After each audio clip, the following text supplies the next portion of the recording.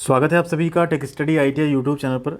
ITI first year और सभी एक वर्षीय ट्रेड के लिए वर्कशॉप कैलकुलेशन एंड साइंस की सीरीज में आज हम लोग यहाँ पे महा मैराथन क्लास करने जा रहे हैं। एंड यहाँ पे आपकी टोटल हम 3 से 4 क्लासेस में पूरा आपका वर्कशॉप कैलकुलेशन एंड साइंस जो फर्स्ट ईयर का है वो कंप्लीट करवा देंगे। आप किसी भी ट्रेड से हों फर्स्ट ईयर में, आप आसानी से इन वीडियोस को देख के एग्जामिनेशन में 100% स्कोर कर सकते हैं। तो स्टार्ट करते हैं वीडियो बिना किसी देरी के। आपसे रिक्वेस्ट करेंगे वीडियो को लाइक व चैनल को सब्सक्राइब कर लीजिएगा। एंड इसके साथ साथ बाकी जो सीरीज चल रही बाकी सब्जेक्ट्स की like engineering, drawing, employability skill व बाकी ट्रेड थ्योरी की प्लेलिस्ट भी आपको डिस्क्रिप्शन में मिल जाएगी या चैनल की प्लेलिस्ट पे मिल जाएगी। वहाँ से आप जाके उन्हें ज़रूर देखिएगा जिससे आप भी एग्जाम में अच्छा परफॉर्म कर पाएँ। तो आइए बिना किसी देरी के स्टार्ट करते हैं। यहाँ पे टोटल हम जो आपको क्वेश्चंस कराने वाले हैं, टोटल क्वेश्चंस होंगे आपके 50 एंड ऐसे अगले पार्ट में 50 होंगे। इस तरह से आपका पूरा जो वर्कशॉप कैलकुलेशन साइंस का सिलेबस है वो यहाँ कंप्लीट होने वाला है। तो आप लोग बताइएगा कैसी लग रही है ये सीरीज। एंड और किस सब्जेक्ट की आप इस तरह से मॉडल पेपर या मैराथन क्लास चाहते हैं उसको भी कमेंट कर दीजिएगा। आपके एग्जाम से पहले जितनी मैक्सिमम मेहनत हो सकेगी हम करके आपका सपोर्ट जरूर करेंगे। क्वेश्चन यहाँ पे पहला, what are the 2 classifications of system of units. Video को लाइक करना बहुत ज़रूरी, बिना लाइक के आगे नहीं जाएगा वीडियो, तो प्लीज़ लाइक वाला बटन दबाइएगा। यहाँ कह रहा है इकाइयों की प्रणाली के 2 प्रकार कौन से हैं। जो यूनिट है, सिस्टम है, यूनिट सिस्टम, तो इसमें 2 प्रणाली आपको बतानी कौन कौन से हैं।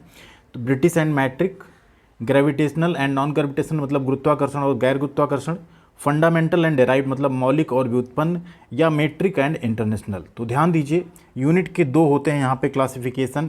कुछ होती हैं फंडामेंटल यूनिट्स और कुछ होती हैं डेराइव्ड जो फंडामेंटल से ही डेराइव की जाती हैं, ठीक है। तो उन्हें हम कहते हैं व्युत्पन्न राशियाँ। तो 2 तरह की राशियाँ होती हैं, कौन कौन से, फंडामेंटल और डेराइव्ड यानी मौलिक और व्युत्पन्न।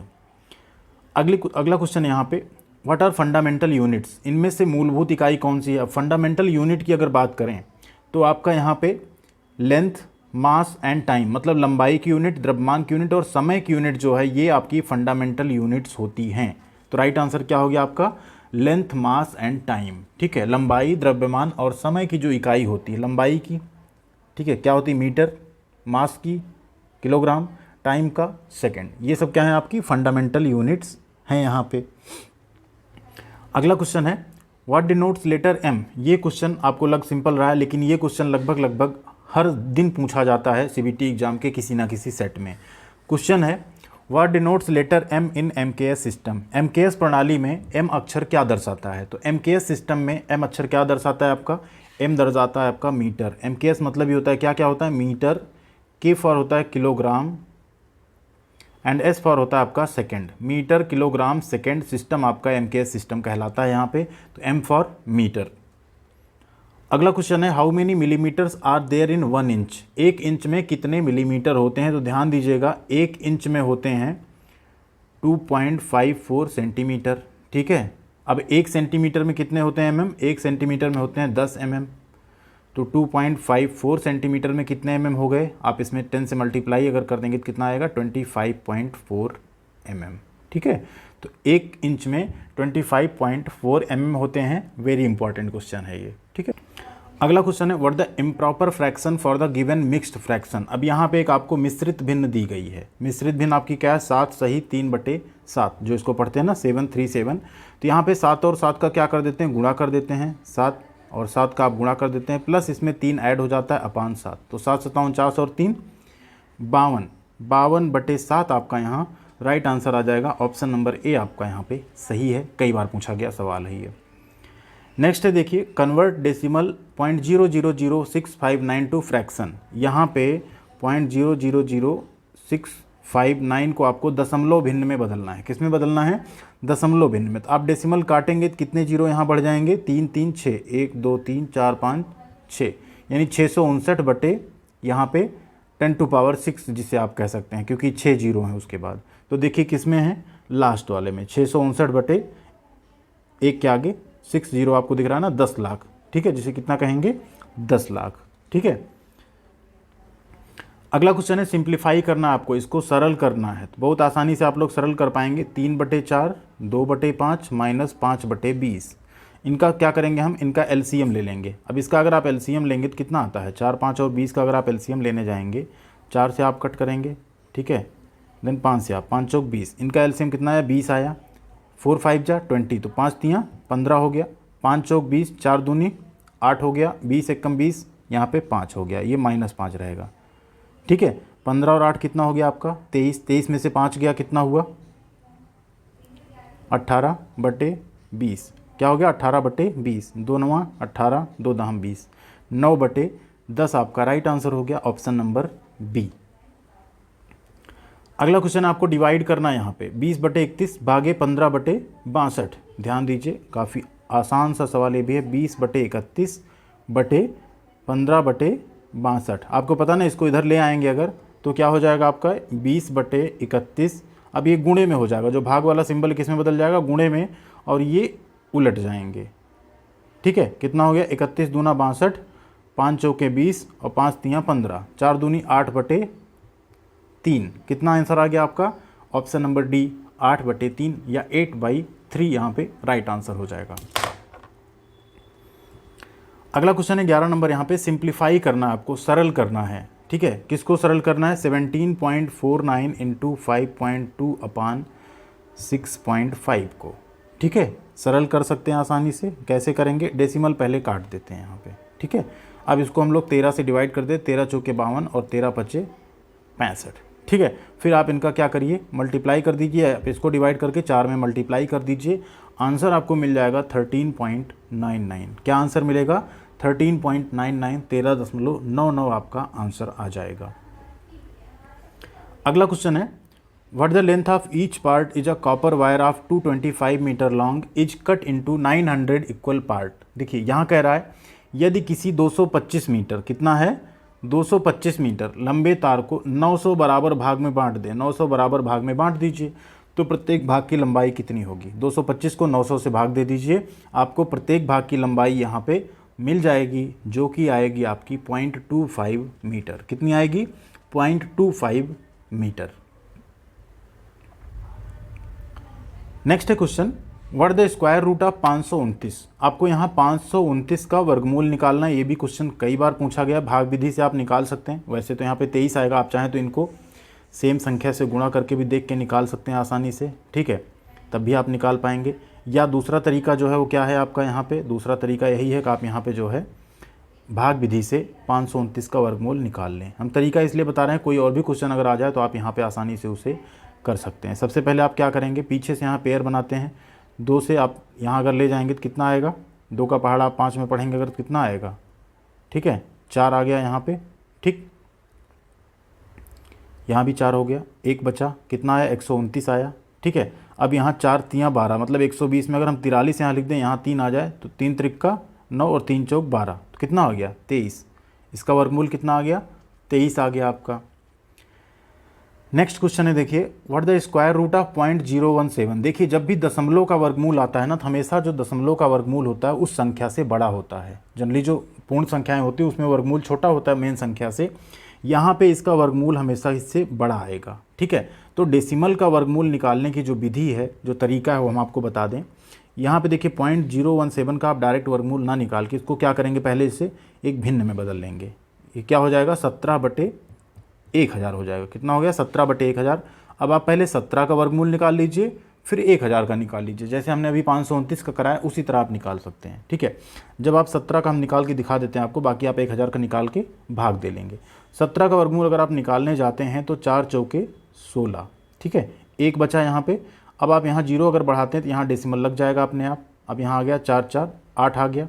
एक बार फिर से टेबल जाएगी, यहाँ 81 बना, 100 में से 81 गया, कितना आएगा 19 आएगा। फिर यहाँ 0 बढ़ाइए 2। अब यहाँ 81 के आगे 1 अगर लिखते हैं तो 1 बार जाएगा, 2 लिखेंगे 2 बार, 3 लिखेंगे 3 बार, तो 3 से ज़्यादा नहीं जा सकता यहाँ पे, 3 भी नहीं जाएगा, 2 ही बार जाएगा। ठीक है, 8 दूनी 1600, 1624 हो जाएगा। तो 17 का वर्गमूल आ गया 4.12। कितना आ गया 4.12।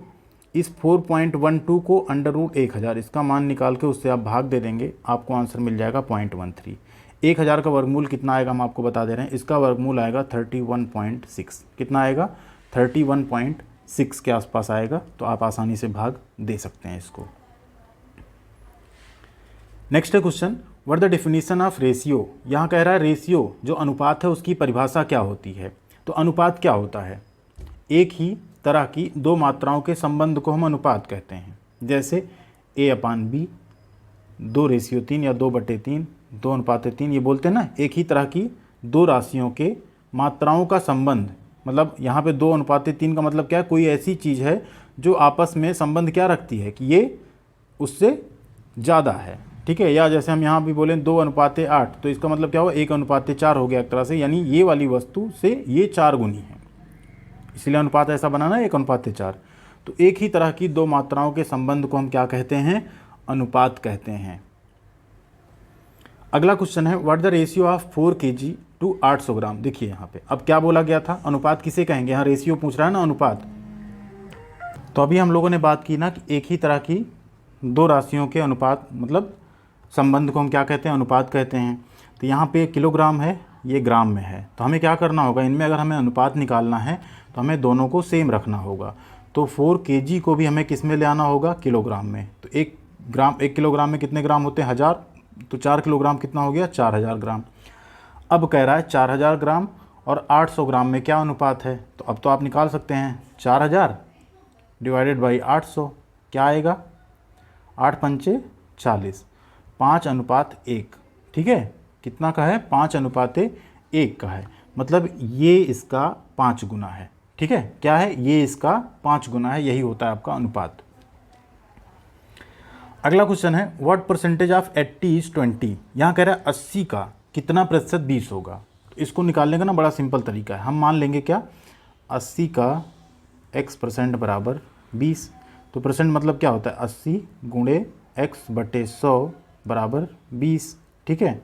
2 चौके 8, तो x बराबर क्या हो जाएगा, 100 इधर आएगा, 4 इसके डिवाइड में आ जाएगा, 4 का कितना हुआ, 25 चौके 100, x का मान कितना आ गया, 25। मतलब 80 का 25% जो है 20 के बराबर होगा। वैसे भी आप देख सकते हैं 25 अट्ठे 200, 20 के बराबर आ ही जाएगा आपका, 100 से आप भाग दे देंगे फिर।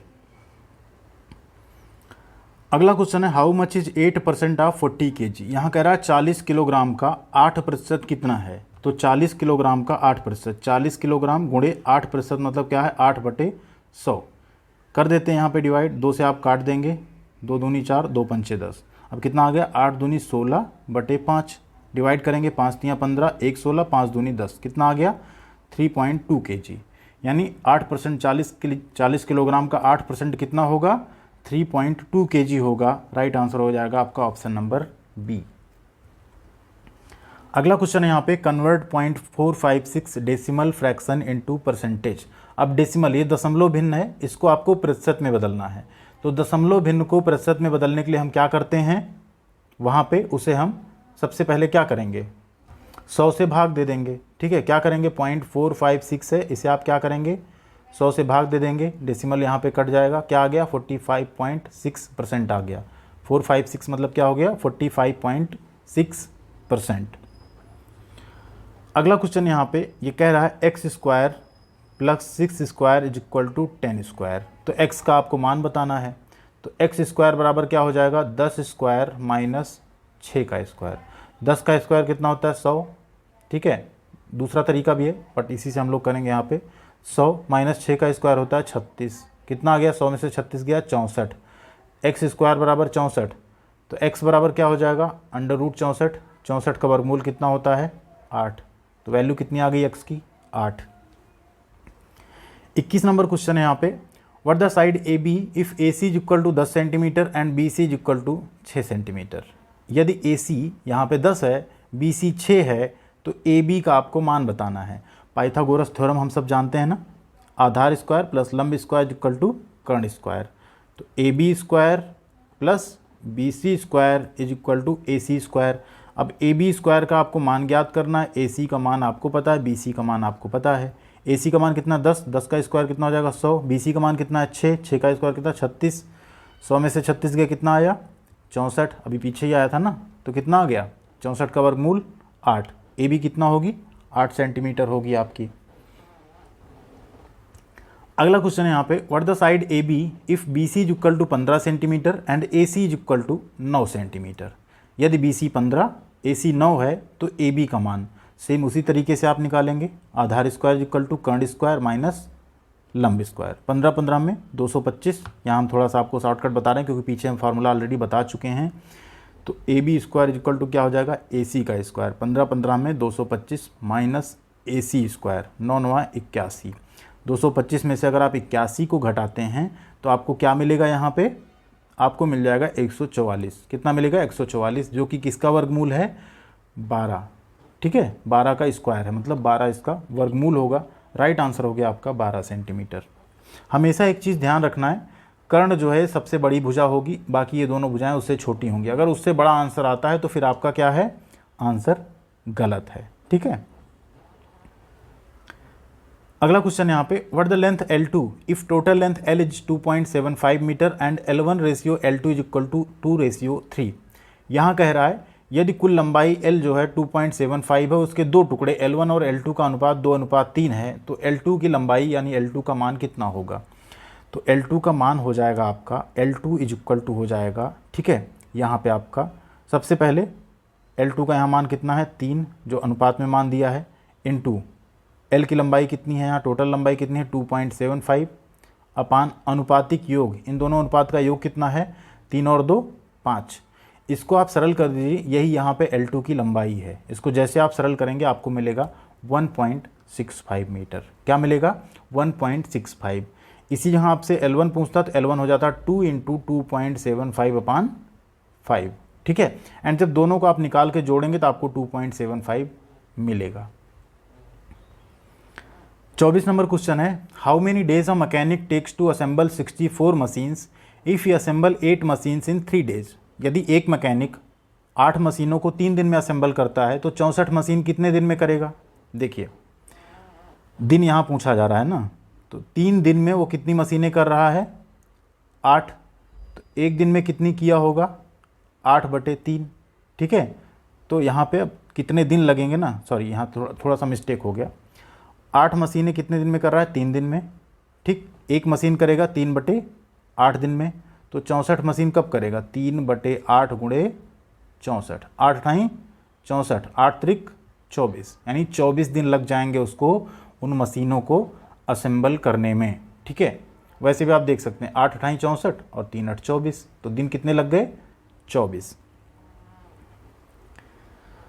अगला क्वेश्चन है, what the percentage of copper if the casting weight of copper is 42.3 kg and tin weight is 2.7 kg। यदि कास्टिंग में तांबे का वजन इतना है और टिन का वजन 2.7 किलोग्राम है तो तांबे का परसेंटेज बताना है आपको। काफ़ी सिंपल क्वेश्चन है, जैसे आप अपना रिजल्ट आने परसेंटेज निकालते हैं वैसे यहाँ भी निकालना है।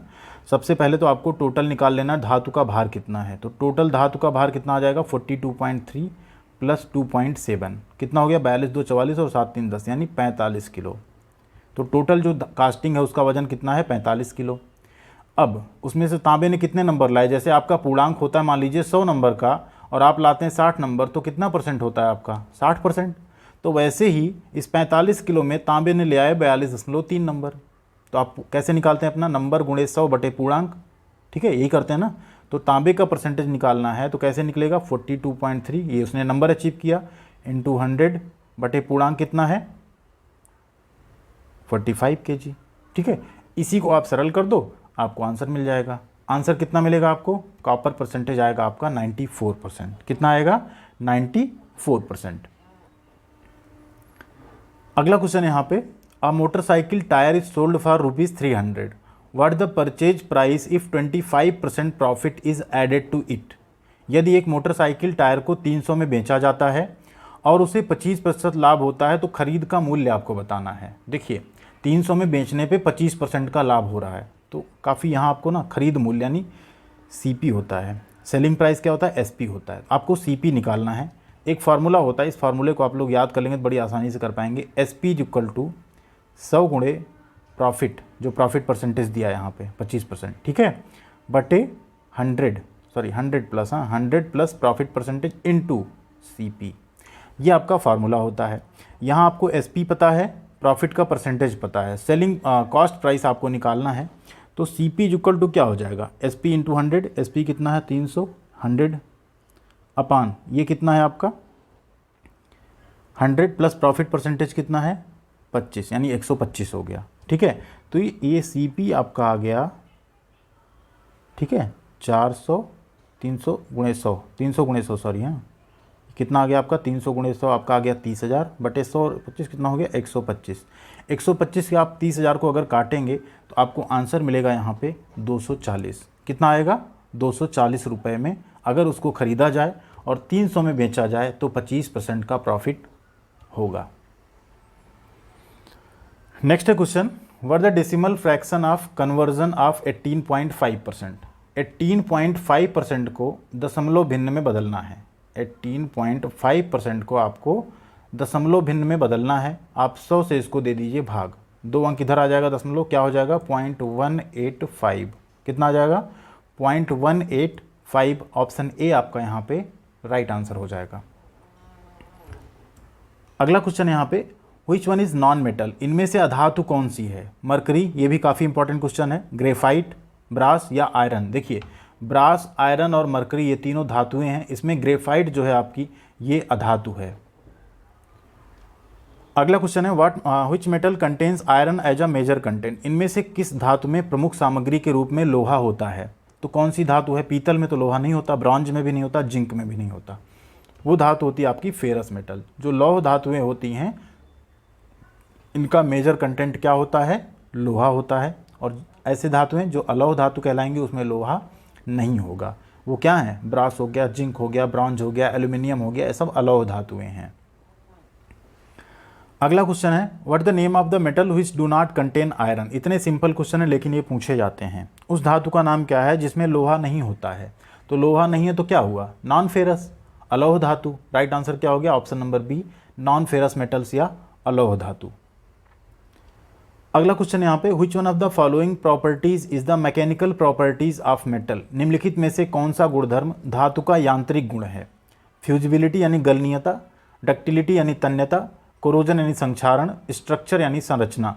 ध्यान दीजिए यहाँ पे यांत्रिक गुणधर्म है आपका डक्टिलिटी, जिसमें हम तन्यता बोलते हैं, जिसे हम पतले तार के रूप में किसी मटेरियल को खींच सकते हैं। ठीक है, बाकी सब आपका यहाँ पे यांत्रिक गुण नहीं है। फ्यूजिबिलिटी आपकी थर्मल प्रॉपर्टी है, कोरोजन आपका केमिकल प्रॉपर्टी के अंतर्गत आता है, एंड स्ट्रक्चर आपका जो है उसकी मटेरियल की प्रॉपर्टी है। ठीक है, मटेरियल साइंस के अंतर्गत आएगा या फिजिकल प्रॉपर्टी आप कह सकते हैं उसको। Next question, which is brittle material. Brittle मतलब होता है भंगुर धातु। ऐसी धातु जो इम्पैक्ट लोड आए या कुछ आए तो वो टूट जाए, ब्रेक हो जाए, जैसे शीशा। ठीक है, तो यहाँ कह रहा है भंगुर धातु इसमें कौन सी है, cast iron, steel, mild steel या एलॉय स्टील। तो यहाँ पे जो कास्ट आयरन होता है ना, जो कच्चा लोहा होता है, वो आपका ब्रिटल होता है। वो इम्पैक्ट लोड नहीं सह सकता। अगर उस पर आप हथौड़े से या किसी चीज़ से चोट करोगे, गिरा दोगे उसको, तो टूट जाएगा। लेकिन इसकी कंप्रेसिव स्ट्रेंथ अच्छी होती है, इसलिए इनसे जनरली मशीन के बेस वगैरह बनाए जाते हैं। Next question, which mechanical property of a metal offers resistance to elastic deformation in a cutting tool. धातु की कौन सा यांत्रिक गुण एक काटने के उपकरण में लोचदार विरूपण के लिए प्रतिरोध प्रदान करता है। कौन सा गुण है, उस गुण को हम बोलते हैं हार्डनेस। क्या बोलते हैं, हार्डनेस।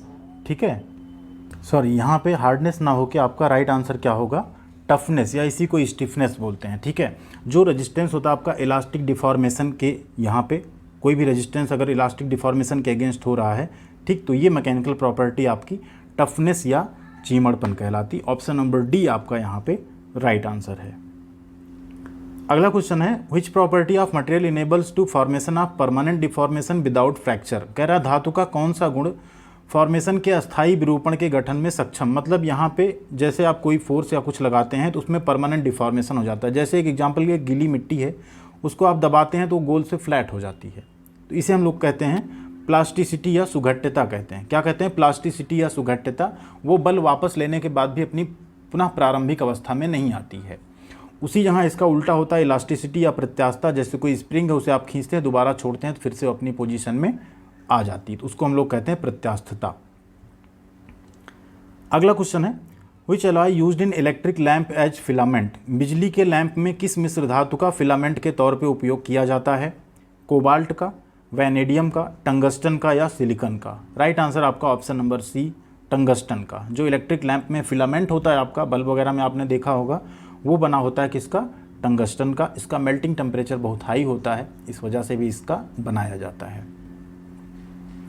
अगला क्वेश्चन है, what metals contained in brass alloy. Brass यानी पीतल जो है एक मिश्र धातु होती है, तो उसमें कौन कौन सी धातुएं होती हैं। तो पीतल आपका बना होता है कॉपर और जिंक से। किससे बना होता है? कॉपर और जिंक से बना होता है क्या आपका? पीतल यानी ब्रास। अगला क्वेश्चन है which cast iron can not be welded. यहाँ कह रहा है कौन सा ढलवा लोहा है जिसकी हम वेल्डिंग नहीं कर सकते? ग्रे कास्ट आयरन की, वाइट कास्ट आयरन की, मेलेबल कास्ट आयरन की या नोडुलर कास्ट आयरन की। राइट आंसर आपका option number B, white cast iron की आप वेल्डिंग नहीं कर सकते, वेल्डिंग योग्य नहीं होता, वेल्डेबिलिटी बहुत खराब होती है इसकी। नेक्स्ट है question which metal can not B forged. इनमें से किस धातु को फोर्ज नहीं किया जा सकता, उसकी फोर्जिंग नहीं की जा सकती? एलॉय स्टील की, माइल्ड स्टील की या कास्ट आयरन की? तो ध्यान दीजिए राइट आंसर है कास्ट आयरन। ढलवा लोहा जो है ना आप इसको फोर्जिंग नहीं कर सकते। फोर्जिंग मतलब होता है आप इसको कहीं भट्टी में हीट करके फिर हैमर या घन की सहायता से आप चोट पहुंचा के उसे जोड़ सकें आपस में दो चीज़ों के साथ, तो ये चीज़ के साथ नहीं हो सकती, ये टूट जाएगा।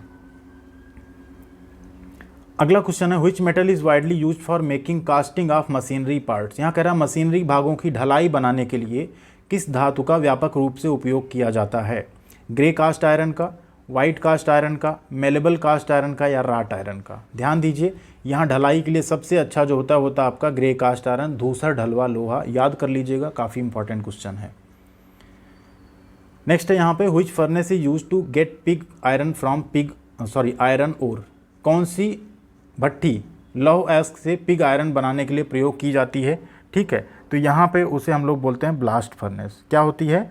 ब्लास्ट फर्नेस होती है जिसमें आप आयरन ओर, सिंटर, कोल, कोक इन सब को चार्ज करते हैं और लास्ट में आपको पिग आयरन मिलता है जिससे फिर आप शुद्ध करके स्टील के रूप में ढलाई कर सकते हैं। तो राइट आंसर क्या हो गया आपका? Blast furnace. 41 नंबर क्वेश्चन है what the ore of aluminium. काफ़ी इंपॉर्टेंट क्वेश्चन है। एल्यूमिनियम का ओर क्या है? देखिए कोई भी जो धातु होती है ना, ऐसा नहीं होता कि एल्यूमिनियम का पेड़ उगा होता है आप वहाँ से काट लेंगे, या एल्यूमिनियम का कोई खदान गए वहाँ से एल्यूमिनियम आप खोद के ले आए। ठीक है, ये ना अपने ओर के रूप में होती, अयस्क के रूप में होती, अशुद्ध फॉर्म होता है। अयस्क मतलब क्या होता है? किसी भी धातु का अशुद्धतम रूप, सबसे अशुद्ध रूप अयस्क होता है। इसमें से उसे फिल्टर आउट करके फिर निकाला जाता है। तो एल्यूमिनियम का अयस्क यहाँ पे है आपका बॉक्साइट। क्या है? बॉक्साइट से आपका एल्यूमिनियम जो है निकाला जाता है, उसे निष्कर्षण करना बोलते हैं। ठीक है, बॉक्साइट से एल्यूमिनियम का निष्कर्षण किया जाता है। यहाँ पे अगर और बात कर लें, ठीक है, कि फेराइट क्या है, तो फेराइट लोहे का अयस्क होता है। हेमेटाइट क्या है? हेमेटाइट यहाँ पे हेमेटाइट क्या है? आपका लोहे का अयस्क है। एंड धरती में सबसे ज़्यादा मात्रा में अगर लोहा उपलब्ध है तो हेमेटाइट के रूप में ही उपलब्ध है। नेक्स्ट क्वेश्चन यहाँ पे which insulating material is use for making switches. Switch बनाने के लिए किस कुचालक सामग्री का उपयोग करते हैं? तो स्विच को हम लोग कुचालक से ही बनाते हैं ना, सुचालक से बनाएंगे फिर तो आप स्विच ऑन ही नहीं कर पाएंगे। तो कौन सी कुचालक सामग्री होती है? पोर्सिलिन होती है, पीवीसी होती, पॉलीविनाइल क्लोराइड, बेकेलाइट होता है या इबोनाइट होता है? तो जनरली हम बनाते हैं किससे? बेकेलाइट से। जो आपकी कुचालक सामग्री है बेकेलाइट, इससे हम लोग स्विच वगैरह बनाने का कार्य करते हैं। क्वेश्चन नंबर 43 है what is the name of the property of an insulation that should break down और puncture on application of high voltage. प्रतिरोध का वह गुण क्या है जो उच्च वोल्टेज के आने पर टूटना चाहिए या पंचर होना चाहिए? तो उसे हम लोग कहते हैं डाई इलेक्ट्रिक स्ट्रेंथ। क्या कहते हैं? इस सामर्थ्य को हम लोग क्या कहते हैं? किसी भी प्रतिरोध का, किसी भी इंसुलेशन की ये सामर्थ्य कि ये किस हाई वोल्टेज तक वो अपनी प्रतिरोधकता कायम रखेगा, बट उसके बाद उसकी प्रतिरोधकता चली जाएगी, उसे हम लोग कहते हैं डाई इलेक्ट्रिक स्ट्रेंथ। कई बार आपने देखा जो पतले तार होते हैं उनकी करंट कैरिंग कैपेसिटी होती है, कितना तक जाएगा तब तो ठीक है, अदरवाइज आप तार पकड़ेंगे तो पता लगा प्लास्टिक के ऊपर से भी आपको झटका दे देगा क्योंकि उसकी कुचालकता जा चुकी है।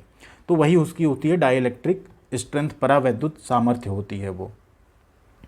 44 नंबर क्वेश्चन है which alloy steel is using for making precious instrument. किस मिश्र इस्पात का उपयोग कीमती उपकरण बनाने के लिए किया जाता है? सिलिकॉन स्टील का, मैग्नीज स्टील का, इनवार स्टील का या वैनेडियम का? राइट आंसर आपका इनवार स्टील का, इनवार इस्पात का। नेक्स्ट है which steel is used for making files and cold chisel. रेती और कोल्ड छेनी बनाने के लिए किस इस्पात का उपयोग किया जाता है? लो कार्बन स्टील का, मीडियम कार्बन स्टील का, हाई कार्बन स्टील का या स्टेनलेस स्टील का? ध्यान दीजिए राइट आंसर आपका हाई कार्बन स्टील, उच्च कार्बन स्टील का प्रयोग करते हैं कोल्ड चीजल बनाने के लिए और रेती बनाने के लिए। क्वेश्चन नंबर 46 है what is termed as quantity of matter contained in a body. किसी पिंड में निहित पदार्थ की मात्रा को क्या कहते हैं? तो किसी भी पिंड में निहित पदार्थ की मात्रा ही उसका क्या होता है? द्रव्यमान होता है। यही द्रव्यमान की यहाँ पे परिभाषा भी है। ठीक है, द्रव्यमान पर यूनिट वॉल्यूम आपका क्या होता है? घनत्व होता है। ठीक, अगला क्वेश्चन है what the force with which a body is attracted by the earth towards its centre. काफ़ी इंपॉर्टेंट क्वेश्चन, काफ़ी आसान क्वेश्चन। वह कौन सा बल है जिसके कारण कोई भी वस्तु पदार्थ के पृथ्वी के केंद्र की ओर आकर्षित होती है, तो वही उसका क्या होता है, भार कहलाता है। जिस बल से, जिस फोर्स से वो पृथ्वी के सेंटर की तरफ आकर्षित होती है वही उसका क्या होता है, भार होता है, वेट होता है। Next question what is called mass per unit volume of a substance. किसी पदार्थ के द्रव्यमान प्रति इकाई आयतन को क्या कहते हैं, तो उसे हम लोग कहते हैं घनत्व। क्या कहते हैं, डेंसिटी यानी घनत्व। रो इज इक्वल टू होता है m/v। ठीक है, इकाई आयतन के द्रव्यमान को क्या कहेंगे, घनत्व कहेंगे। 49 नंबर क्वेश्चन है what is called the ratio between the density of a substance density of water at 4 degree Celsius. यहाँ कह रहा है पदार्थ का घनत्व, तो अच्छा 4 डिग्री सेल्सियस पर पानी के घनत्व के अनुपात को हम क्या कहते हैं, तो इसी अनुपात को हम लोग कहते हैं विशिष्ट गुरुत्व या स्पेसिफिक ग्रेविटी। क्या कहते हैं, स्पेसिफिक ग्रेविटी या विशिष्ट गुरुत्व। 50वां क्वेश्चन यहाँ पे what the density of aluminium. Aluminium का घनत्व कितना होता है, काफ़ी इंपॉर्टेंट क्वेश्चन, कई बार पूछा गया ये भी। तो एल्यूमिनियम का घनत्व आप लोग याद कर लीजिएगा, होता है 2.7 ग्राम प्रति सेंटीमीटर क्यूब। 2.7 ग्राम प्रति सेंटीमीटर क्यूब। ये हो गया आपका शानदार 50 क्वेश्चन। एक बोनस क्वेश्चन आप सबके लिए, इसमें आपको बताना है which one is non metal. ये हम करा भी चुके हैं, फिर भी आपको बताना है। एंड उम्मीद करते हैं शायद आप लोग यहाँ तक अगर देख रहे हैं तो उसको रिमाइंड भी कर पा रहे होंगे। इसमें नॉन मेटल कौन सा है उसका आपको आंसर करना है। ठीक है, बाकी वीडियो कैसी लगी बताइएगा। अगले पार्ट में हम लोग बाकी बचे हुए क्वेश्चंस करेंगे एंड 3 पार्ट में आपका हम पूरा वर्कशॉप कैलकुलेशन यहाँ पे कंप्लीट कर देंगे आपके एग्जामिनेशन से पहले, ये हमारा प्रॉमिस है। वीडियो को लाइक एंड शेयर आपने किया होगा, चैनल को सब्सक्राइब भी कर लिया होगा, नहीं किया तो कर लीजिए, क्योंकि आने वाले टाइम में आपको ना सिर्फ एग्जाम के अपडेट, यहाँ पे बाकी जॉब की अपडेट्स भी मिलेंगे और उनकी तैयारी के वीडियोज़ भी आपको चैनल पर जरूर मिलेंगे। थैंक यू वेरी मच, ख्याल रखिएगा अपना, मिलते हैं अगली अपडेट के साथ अगले वीडियो में।